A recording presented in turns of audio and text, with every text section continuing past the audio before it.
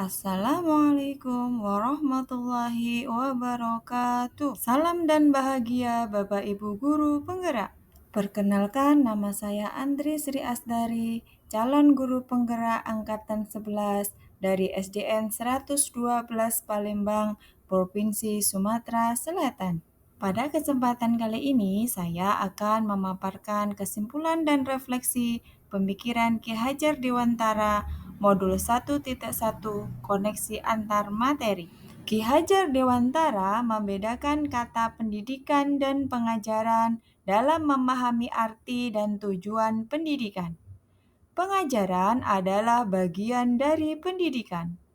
Menurut Ki Hajar Dewantara, pengajaran adalah proses pendidikan dalam memberi ilmu atau berfaedah untuk kecakapan hidup anak secara lahir dan batin. Sedangkan pendidikan adalah memberi tuntunan terhadap segala kekuatan kodrat yang dimiliki anak agar ia mampu mencapai keselamatan dan kebahagiaan yang setinggi-tingginya, baik sebagai seorang manusia maupun sebagai anggota masyarakat. Jadi, pendidikan dan pengajaran merupakan usaha persiapan dan persediaan untuk segala kepentingan hidup manusia, baik dalam hidup bermasyarakat maupun hidup berbudaya dalam arti yang seluas-luasnya. Apa yang Anda percaya tentang murid dan pembelajaran di kelas sebelum Anda mempelajari modul 1.1? Sebelum saya mempelajari modul 1.1, pembelajaran yang saya lakukan hanya sebatas menyampaikan materi kepada peserta didik. Ketuntasan penyampaian materi kepada peserta didik itu lebih penting daripada memahami karakter dan gaya belajar peserta didik. Saya melihat keberhasilan belajar hanya dari aspek kognitif saja. Apabila nilai peserta didik sudah mencapai KKM, maka saya beranggapan bahwa pembelajaran yang saya lakukan sudah berhasil. Menjadikan peserta didik sebagai objek pembelajaran dan menganggap suasana kelas yang tenang dan tertib itu mencerminkan kelas yang berhasil. Pembelajaran yang dilakukan berpusat pada guru, bukan pada peserta didik. Kemudian tidak mempedulikan apakah peserta didik itu sudah benar-benar paham ataupun belum.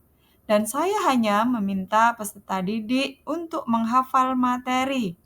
Sehingga sering saya merasa gagal jika banyak murid yang mendapatkan nilai di bawah KKM.